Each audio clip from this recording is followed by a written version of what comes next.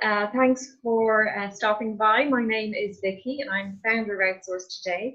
And today I am chatting with Andrew. Andrew is a registered brand director with us here on Outsourceday. And today Andrew is going to, I suppose, take the opportunity to tell us a little bit about what it is that he does and who he likes to work with. So Andrew, thanks very much for taking the time out.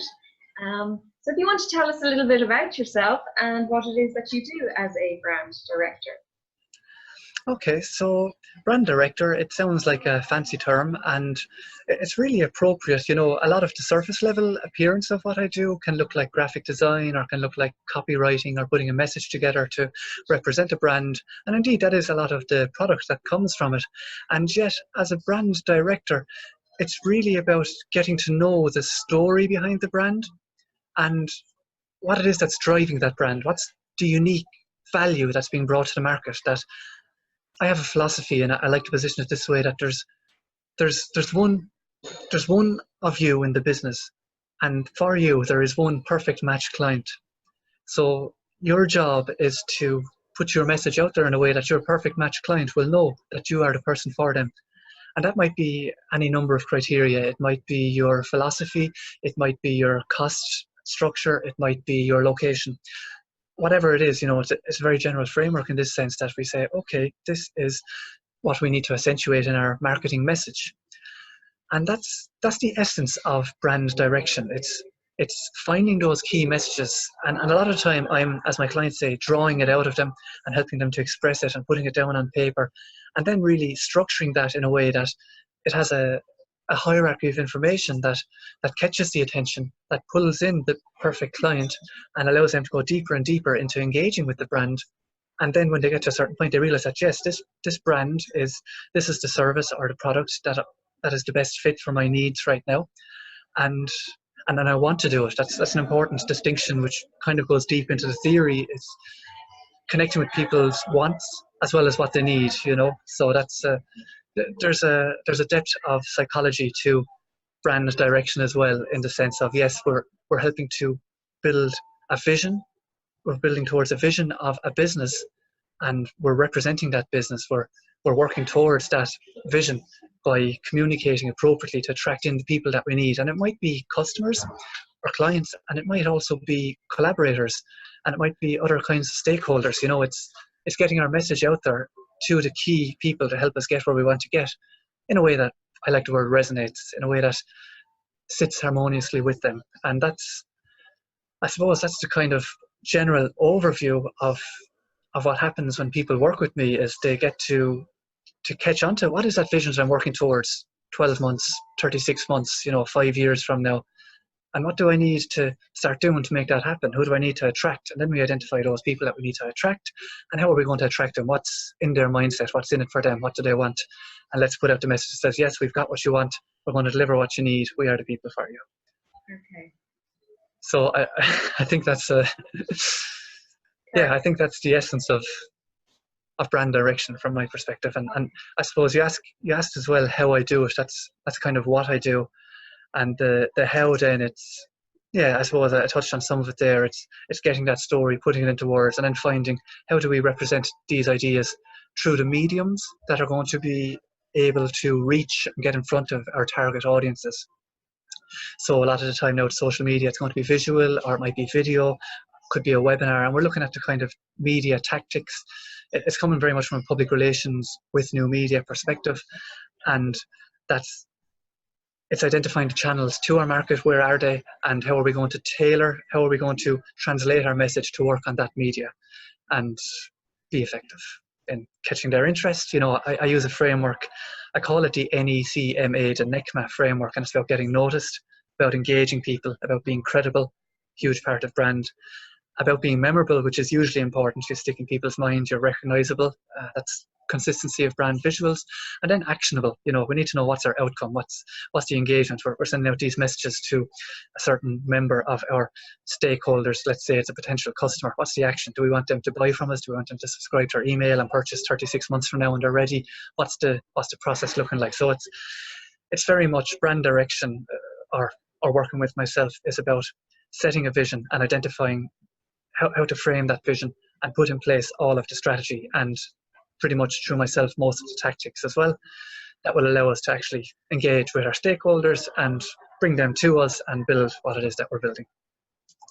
Okay, I'm listening here, Andrew, and I'm nodding because I'm kind of going, I actually think I need to outsource this to Andrew in relation to Outsourceday, because I'll be honest, I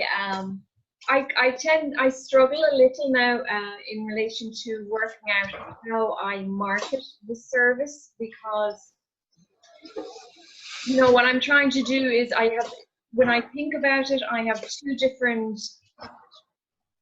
audiences that I'm trying to market to, but technically it's the same audience, because I'm looking to help small micro business owners connect with each other. But yet there are, on one side I have the freelancers or the business service providers, and then on the other side I have the business owners who might need the support and service of the service providers such as yourself.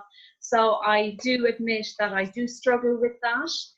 In my head, it's clear where I'm going, but how to plan that or just focus on getting that message across can be difficult, especially when you're trying to do everything else in the background.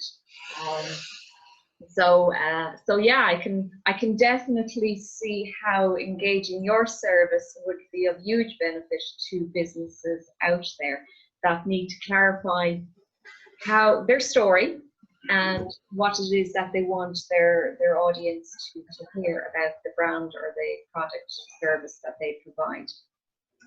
Yeah, exactly. And branding, there's a lot of kind of, I suppose, association between branding and a logo. And I suppose as an example, it's a good example there. And without going into too much detail, but a business can have a nice logo, it can look professional, and that brings a certain amount of credibility to it, which as we went through in the model, is an important aspect of branding. And really what branding comes down to is how you are perceived. I suppose marketing, putting your message out there, to use marketing over that term, that's getting your message out there and then creating an impression, impressing an idea onto people's minds. So how they perceive you. And I'm of the firm belief that branding, I specialize, I'm coming from a background in graphic design, visual communications design, and all that can entail. And yet as well, there's a lot of, behind myself, music, understanding music as a language, sound, communication, other forms of communication as well, kinesthetic, body language, and these types of things, because everything that we do as a business, every interaction is actually branding. And what I mean by that is, if you're communicating with someone in any way, they're interpreting you, you're making an impression on them, they're thinking something about you, so you're actually building perception in their mind, how they see you. So I think branding comes down to everything that we do. And I think effective branding is being very core about what it is that you're doing for certain people, because your brand will have one unifying message. In the case of yourself there, you're talking about connecting people in business, and I think that's a nice, even a visual kind of an idea. And yet that's a great philosophy, because you're minimizing friction, as I understand, between the owners and the freelancers. And by friction, I mean that drag, trying to get in front of the people that we need to be in front of. If it's a freelancer, I need to be in front of the person who will benefit from my services. And likewise, the person who's benefiting from my services needs to find the right person to work with. And that's a difficult process. Yeah. So you're actually removing a lot of that. I am, and that's the whole purpose of Outsourceday. In fact, someone has referred to me as the matchmaker of the self-employed. So basically, I'm doing all the hard work and trying to find the right service provider who has the skills and experience to match the needs of the business owner. And in doing that, I'm freeing up everyone else's time, so that they can concentrate on their business while I try and manage that connection. So that basically that's what Outsourceday is about. So I will have to talk to you at some stage about helping me clarify that message, and and how I'm going to plan that going forward, how I get that out there. So in relation to the clients that you like to work with? What type, or is it individuals? Is it corporates? Is it small businesses? So there's quite a range. I do work with corporate, I do work with small businesses, and I do work with solopreneurs, to use that kind of a term as well. And I suppose what kind of unites a lot of my clients is a value on the humanistic side or the softer side of particularly communications. And a lot of my clients would be coming from a holistic perspective, and I use that word in a sense that involves the whole of the person. So the mind of the person, the wellness of the physicality of the person, the energy of the person, if people are comfortable to go there, the spirituality of the person, the emotions of a person. And what happens is that I believe very much in all of this kind of stuff.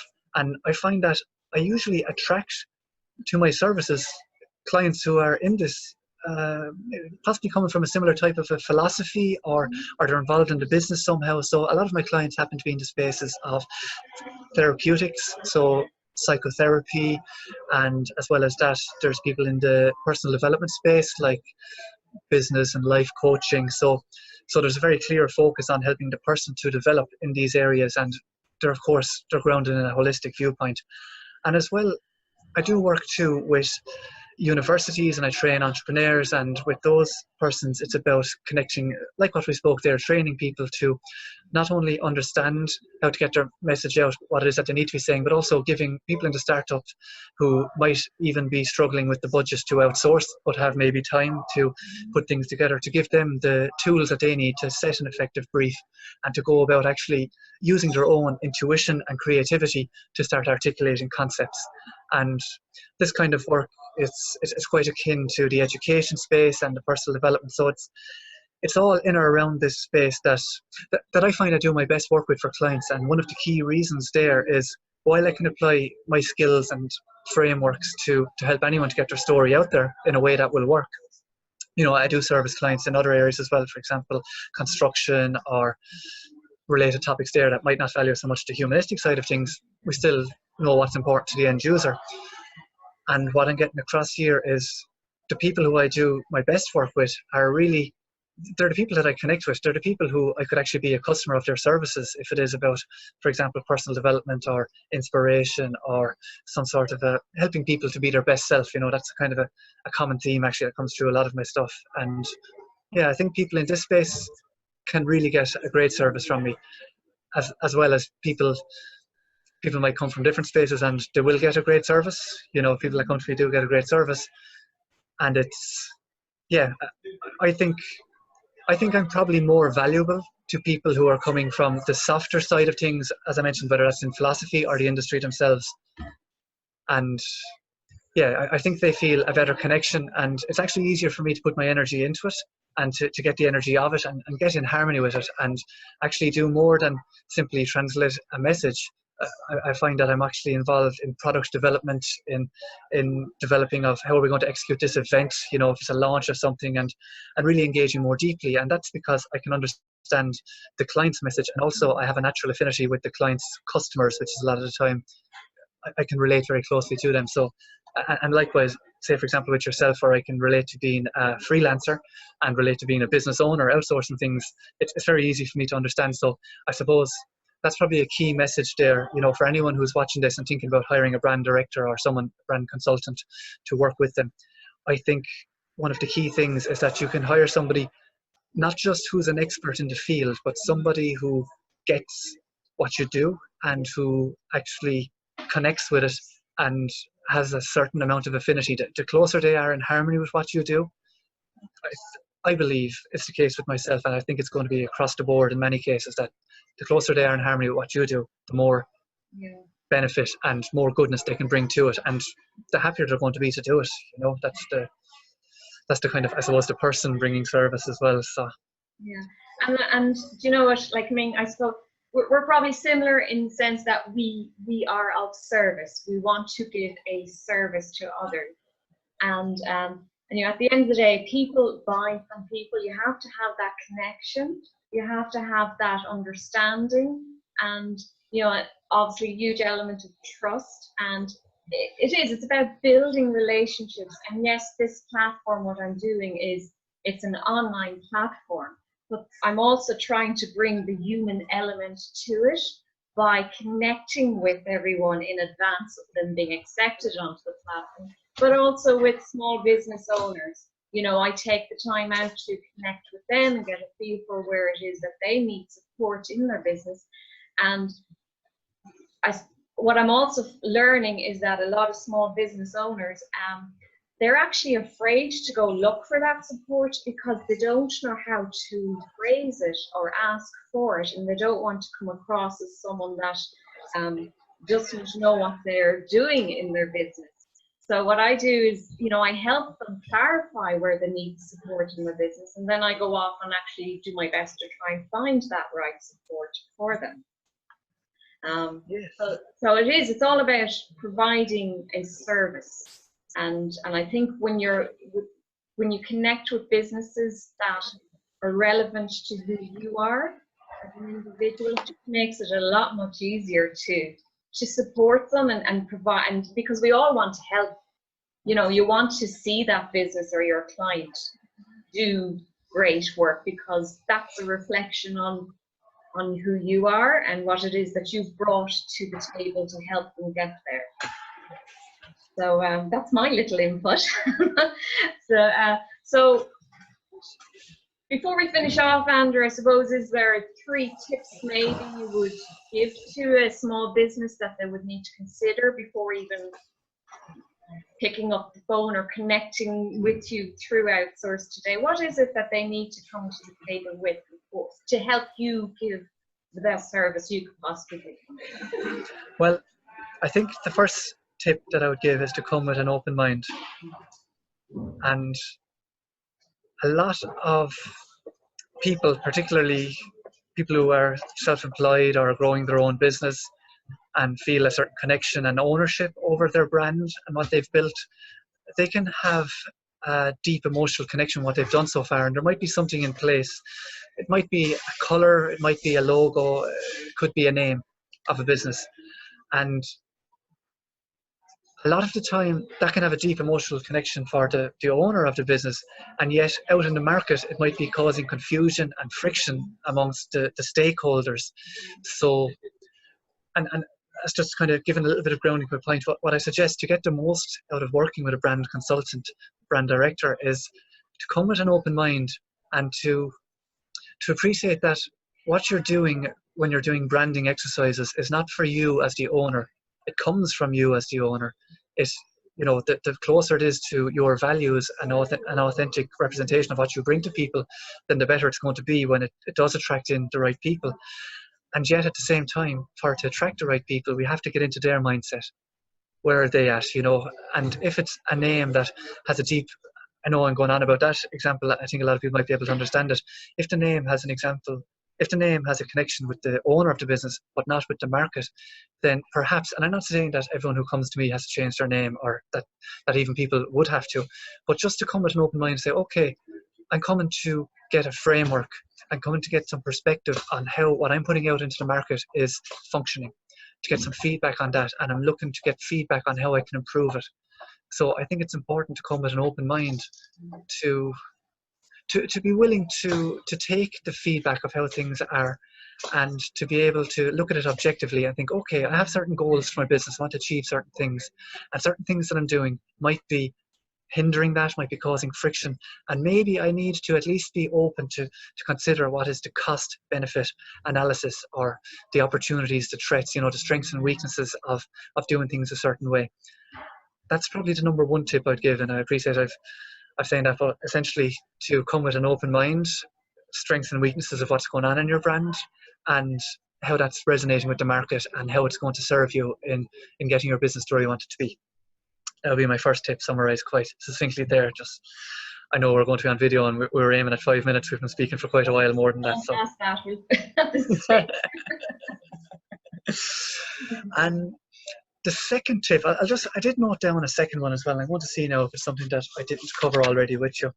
So yes, the second tip is to allow space and time for reflection and development of ideas. And a lot of people come for, let's say, graphic design services, and it's usually in a hurry. I need a flyer, I need a website, this has to happen right now. And maybe that's not the case for a lot of people who are coming through Outsourceday. Maybe it's there is that scope to develop a new branding, a new message, or a revised message over a period of time. My suggestion is to give it that time to speak with the person that you're going to be working with, and to ask them, how much time does this really take to do it well? Because what I find a lot of the time is people come with a rush job and they'll get a response and you'll get ideas, and it's actually, as time goes by, those ideas develop and take a proper shape, and we can find out what's working and where there's friction and where they can be refined. So I think allowing space for the development of ideas, and space and time for the reflection on both sides, because sometimes what a person might get back in terms of a response, the product, let's say it's a logo design, and they get back some sketches from a graphic designer, and a lot of time they can look at the logos and think, okay, how does that make sense? How does that sit with me? And sure, a lot of time gut instinct is right first time round, and there will be that kind of thing. Yet I do think it's wise to give space for the reflection, just to be sure to even ask people, particularly stakeholders, representatives of the market, how does this sit with them? And again, it's coming back to the first tip, to get out of the mindset of how does this sit with me? How does this sit with my market? And how is it going to work? So second tip there is give space and time for reflection, and get feedback from people who are relevant to your key stakeholder groups. If it's your customers, if it's potential collaborators, if it's the political environment, whatever it is, the people who matter to your business and you're developing a brand communications, check in with them. How does it sit with them? What does it mean to them? How does it resonate with them? And again, having the open mind in how we receive those things, because there's very valuable information there. And there's a funny phrase that sticks in my mind. People don't like to be told that their baby is ugly, but when it comes to branding, well, to get the best out of what we've got going on, and that's the crude kind of thing. It's not saying that people's logos are ugly. It's about saying that, look, this is how things are with you, and this is what you want to do, and this is what we need to do to get it there. That's the kind of, it's the objective realism of it. And I think if people can have the open mind to receive that information, to reflect on it and get feedback from others, they're going to be in a very good place. And the third tip, just to check in my notes. Yeah, I think I've already touched on it with yourself there, Vicky. I think it's finding a brand director who connects with what you've got going on. That's my third tip, to find someone who connects with it to a degree. Personally, definitely in terms of experience and expertise. If they're in your industry, yes, they're going to know things, and you're going to get a better service from them in terms of efficiency, because they need to ask you less questions. They need to charge you less for research and such to understand your business. There's much less friction there. So someone who's an industry expert. And then as well as that, and possibly as important or more important in some respects, somebody who really connects with what you're doing. Because if you're bringing something unique to the table, well, you want a brand director who can get excited about bringing it to the market as well. So they're my three tips. No, someone who'll get excited. Sorry, yeah? No, I was just going to say I totally agree, because not even going off the loop here in relation to my the developers I'm working with in Letterkenny in relation to potential apps that we're working on. I remember saying to them, "Are you excited about it?" And they're going, "Yes." I go, "That's good." I said, "But we're not excited about the business side." I said, "That's fine. You don't need to be excited about the business side as long as you're excited about the development of this, because I have no idea what it is that you do." So it's very important to connect with people that have a passion for what it is that they can bring to the table and help a business develop further, I think. Yeah, it's I agree. I think it's very important that people will connect with it, that they have to bring energy to it. We're talking about creative processes here, and yes, there's certain places where you could go to get an app developed. I'm thinking of India, just as these kind of Fiverr.com type of things, and these places where people are, and please excuse me, I'm thinking of Fiverr.com really, where people are putting packages around. Yet we'll make your website, for example, or we'll make your logo. You'll get 3 ideas, and then you'll pick one, and we'll give you 2 opportunities to edit that, and then that's it. That's your logo done. And for me, that kind of thing, it just doesn't make sense, because you can't just put that framework around it. You need to engage with it and allow it to organically arise as a creative process. And if somebody's not energetically enthusiastic about engaging with what you've got going on, then they're going to try and put it in these boxes and try and get to this kind of box ticked kind of thing. So what happens in the end is somebody's got a box ticked that doesn't have the right energy and connection to really engage with not only like you as the customer receiving this, let's say it's the app, but also they need to get excited about how people are going to engage with the app and what it's going to bring to the market. What's this making in the universe, right? Getting that kind of big picture about it. If they're not excited at that kind of level, then I'm concerned about how much energy they're going to be willing to put into it, because from my own experience, the creative process, design, bringing something new into the world, there's a lot of refinement, there's a lot of work to make it as good as it needs to be, to work at its best. And I know that as a designer, as a consultant, that there's ways I could cut the corners to tick the boxes, and a client would think, yeah, that looks good, and the market would be okay. Yet bringing the energy and making that push, giving it the drive when it needs it, it brings it to that level that everyone's excited about it. Exactly. Yeah. It's like well, I was going to say, it's like everyone is involved in baby stage or whatever stage it is, but everyone is involved and they're passionate about it and they want it to succeed.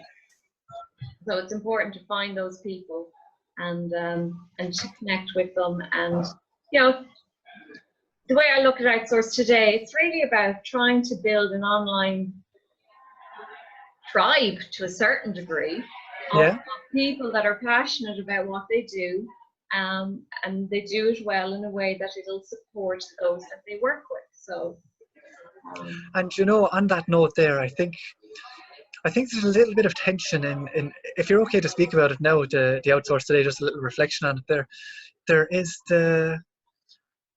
there's this idea of a tribe, which I love, and this tribe of passionate, let's say, service providers on Outsourceday. And that is great. I think that's going to be lucrative to business owners who understand that you need somebody with passion working for your brand, or for whatever it is that they're providing you with, for your product development, or for just to make sure that they've got things right and they're giving you the best service possible. You need people with that passion and energy in what they do. And yet, at the same time, you're not necessarily attracting, or it's not the most important thing to attract people who are passionate about their business. That's not the key kind of thing, because you're not saying to the business owners, come join our passionate tribe. You're saying, benefit from our passionate tribe. Yeah. So you don't necessarily, as a business owner, to get the best use out of Outsourceday, need to be necessarily passionate about your business. You just need to understand that you have a need that Outsourceday can fit, and your business is going to benefit from it. And that's already quite good, So it's just a subtlety there that, yes, the freelancers will love that idea of being passionate. And I think your customers will love the idea of, yes, passionate service providers. And yet, for them, it's, yes, I'm building this passionate, I'm building this network that you can connect with of passionate service providers to help you grow your brand. And yet you're not expecting necessarily that the business owner is passionate. And I'm just highlighting a slight tension there that's existing in the stakeholders. It's a kind of it's not quite a disharmony. It's just a subtle difference in where a person is at for you, and how that translates into solutions requires a little bit of deeper work. To question I would ask then as well, what is most important to the owners who can benefit best? Your best fit client from Outsourceday, they're probably time poor, just off the top of my head, and they don't want to go developing these relationships, and it's a relationship on a plate, so to speak, and they get the results quite quickly and efficiently. And they're also probably at a stage where they're saying, yeah, well, my time is more valuable to use elsewhere in my business than to be trying to source these people. So I'm going to take a chance and build a trusting relationship with Vicky, with Outsourceday, and take them on as a partner. And yeah, it's kind of it's kind of like hiring a HR department in one respect. Yeah. Hiring Outsourceday, because you're bringing in these service providers, and I'm going to go a little bit further here with a hypothesis. I see that you might get to know your business owners well enough to maybe spot opportunities in their business, because you've learned from other similar businesses perhaps what kind of service providers can work well, not just who, but what kind of services can go into their business and help them to grow their business, you know. And I think that's really what it is, isn't it? To grow their business, everyone's maintain at the base and grow their business. Yeah, because like, I mean, at the end of the day, like, I mean, I suppose my background in that, and I haven't really made this known, I suppose, and maybe I shouldn't. This is part of my story, is that, you know, for the last 25 years, well, I initially started off in corporates, and I worked, but then back in '98, I ended up, someone approached me to see if I would move to Belfast and help them set up a business, and I thought, sure, why not? In '98, let's move to Belfast, and I just kind of started from there. That I started at a very early startup business where it was a fully serviced business center, but they needed someone to go up and manage it. But I actually ended up implementing all the systems and marketing and accounting and sales, and basically developing a good foundation of skills needed for small businesses to get up and running. And I kind of stuck with that for about 2.5 years, and then someone else approached me, and it was a new business, and I went back in and did the same for those, but I brought whatever skills I learned in the first business. So my skills are broad in that I feel like I have a 360-degree vision of all the issues involved in trying to run a small business, but I also have, you know, enough knowledge and skills. I'm not an expert in anything, but I have enough knowledge and skills to see instantly possibly where the problems are, and that's why I'm able to quickly help them clarify where it is they need the support. But what I would say is, okay, well, this is where I see you need support, but let's concentrate on this area first. Let's get this up and running. Let's find someone that you can tap into to get this ball rolling. And then eventually we'll move on to this one and this one. So it's gradually helping them build their own virtual A-team of service providers without having to employ them directly, that they can tap into as and when they need that support. And that's where I think small businesses struggle, and possibly why they don't get past the 3 or maybe 5 year mark, because they're not growing. Whereas this is another opportunity for them. It's an alternative to thinking that to employ someone full time, that they can tap into services as they need it to grow to the next stage, so that hopefully, you know, the big vision will be that maybe in 3 or 4, a year later down the road, they're at a stage where they can consider employing someone full time. And therefore then that's kind of expanding it out even further, that on the ground in their own location, that they're helping to create employment on the ground within their own town or village or city. So that's I suppose that's what it is. It's about helping small businesses just leap as and when they need it to the next stage, so they can continue to grow. Yeah, and you've touched on a few things there that I think are very interesting from a messaging perspective. Clarify where you need support. That was one that kind of hit with me there, and I thought, and your follow on from that, focus on the priorities and build up from there. Okay. I see that resonating with people, you know, coming as a business owner, business starter, and saying, okay, there's so much on the plate. Where do I focus? You know, and it takes a lot of self-reflection, a lot of working on the business, looking at that overview and reflecting on what's happening. And I wonder how much time people really do give to that. And if they're aware, so this is probably going a little deeper now into a possible psyche of somebody relevant for yourself, is maybe somebody who knows that they're not putting in enough time into understanding what's happening with their business. And even the very fact, you know, I can kind of see you kind of coaching business development-y type of a thing here, in a respect, you know, not in a, like, not to put it into a box, but just that somebody can say, okay, I'm gonna sit down for an hour and a half with Vicky, and we're going to go through what's going on in my business, and Vicky's going to identify a few things. So it's kind of like a mentorship, or even just a space for reflection. That's kind of why coaching came to my mind there. And I don't mean that you tell people what to do.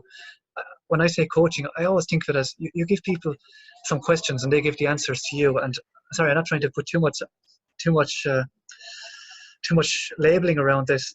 I suppose I'm just getting at the point that when people do give themselves that space to reflect, the answers start to emerge. Yeah. And by you offering expertise on what's emerging and knowing how businesses grow, you can say, okay, this is the one to focus on, and this is definitely what's happening. You can help to bring people through that process. So I can imagine in a short amount of time, like maybe 1.5 hour sessions, just off the top of my head, that you would start to bring suggested hires, service providers into your clients' world, and from there they start to engage and start to build up the business. So I can see, like, over 12 months, just as an example, that you can say, like, okay, here you were before you started with Outsourceday, here you are now, things are growing, and 3 years, 5 years from now, you've actually employed people. It's a lovely vision. People will resonate with that. And I think if you start to put that kind of story, that's what you're aiming to do out there for the business owner, that's very good. And the end result of the business owner having a full-time employee is very lucrative. The freelancer, just to kind of highlight how this tension between your stakeholders comes into play, the freelancer might not necessarily want to become a full-time employee. Maybe some of them do. Maybe they'll connect with someone deeply enough, and maybe sometimes they want to keep on choosing their projects and moving in their own directions. So for them, the 5-year vision of the employer getting the thing, that's not the selling point. For them, the selling point is being part of a network where you're actually selling their services. So you're basically stepping out there and bringing clients to me, for example, as a registered user of Outsourceday or a registered supplier. So yeah, that's and that's exactly what it is. It's about saving everybody either side time and money, so that you as a freelancer service provider, that you're using my platform to market your service on a nationwide basis. But not only that, I'm actively out there trying to find small businesses that need your service and bringing them to you. So it's a win-win situation really for both you as a service provider, but also the small business owner. And in relation to past projects that I've connected, like from a business owner's perspective, it literally has been maybe a half hour or an hour consultation and just talking through their business and me listening and getting a feel for where it is and taking notes and saying, okay, well, look, we'll concentrate on this area first. And then that's all the input they have, really, up to the point of maybe just signing off on the outline of the proposal or project that I've created for them. They don't even have to do that. I go do that for them. And then I liaise with the service providers and I manage the process until we get the quotations in. And then I connect with the business supplier, the business owner, and I set up video calls so that they get to talk to the service providers before they decide then who they want to work with. So I'm managing the whole process, and both you as a freelancer and the small business owner can get on with your day-to-day businesses while I'm in the background managing the process of connecting you. So yeah, I think it's great. I really do, and I love your big vision of generating more service happening, more people doing stuff, bringing in employees, and more time for freelancers doing what they do best rather than trying to market themselves, which is obviously a struggle for people. It's an issue if they're not marketers, exactly, they struggle with marketing, and it kind of comes back to 12 hats of running a business. I'm not an IT expert. I'm not particularly fond of accounts. I enjoy marketing. I enjoy that element of it, and obviously providing a service. But I suppose my passion is, I get my aha moment is when I connect the two, and the follow-up or the feedback afterwards is that we're both sides said that they're very happy with the process, but also the connection. And that for me is what drives me in trying to get this service out there and helping small businesses to connect. And also it's about providing the opportunity for especially small businesses that may be located in rural Ireland that don't have the resources to hand. So as for you, for example, where you're located, I could potentially connect you with clients the other side of the country that you may never actually have met, and vice versa for businesses. It's opening up a market for them to tap into services that they would not necessarily have or know of, because they're in other parts of the country. And as well, you're making it accessible to people who might not have the confidence to even approach the process or know what it is that they need. You know, yeah, so you're kind of like providing this open door to a safe platform of pre-approved service providers. And not only are you opening the door to show what's available for people, you're also offering, which is very important, suggestions, guidance, recommendation, advice, you know, consultation around how to grow the business owner's business. And yeah, I think there's great value in it, Vicky, and I think it's going to work very well for people. You mentioned connection there, and I'm thinking like how to get your story out. And I know you're doing the interviews now, and this is nice for people to connect with your potential employee. Where, you know, if we think about that kind of noticeable, engaging, credible model, you know, how do you get people's attention? If you put up this video straight away, just as an instance, onto, let's say, LinkedIn, like here's branding consultant Andrew Brett, and he specializes in psychotherapy and personal development, that type of stuff. That's okay for people who are following your network. How many of them are, you know, in that specific area, or realize even, you know, without even going too deeply into the niche, realize that they have a need for this kind of service? You know, are you catching their attention with, you're bringing it quite deep immediately by showing a video interview with a potential service provider when they're possibly even unaware of what service they need or what service they need to address first, you know, looking at your business owners. Yeah. But also they may not be aware that you provide such a service.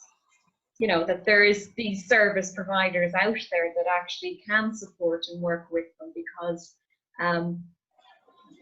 those as service providers or freelancers may find it difficult to market themselves and get their message out. Yes, and I'm thinking about, you know, if people are not aware of the service that's available, you know, if they're completely unaware that there's just people who can help in whatever kind of ways, whatever service providers run Outsourceday, people might not be aware of it. So having interviews as the first kind of instance, it might not catch their attention and engage them enough to say, this is worth looking more deeply into. Whereas, well, I think it could be more engaging, possibly if you say, are you looking at, just for example, year 3 in your business? You know, are you moving there? And say, here's John. John is now in year 4 of his business. As he was coming into year 3, he connected with Outsourceday. Now, I know you haven't quite had the time to develop these kind of examples, but I suppose the concept that's coming through is it's coming from this place that you mentioned about connecting business owners and service providers. And if you start to get kind of testimonials from people who are, yeah, Vicky highlighted things for me, you know, I didn't even know about this stuff, and she brought this into my world, and now my business is going great. I've got someone on a part-time basis, you know, this kind of thing. And it's opened up my perception of, sorry, I'm going a bit too deep into the service I provide, but it's opened up my perception of my business and what needs to happen in it to make it as good as possible. I think if you start catching people with that question of, do you know how to make your business as good as possible? Do you know where your business needs to improve? Okay. If you start asking people that question, okay, in your message going out, oh, and then what's the next thing? Engage them.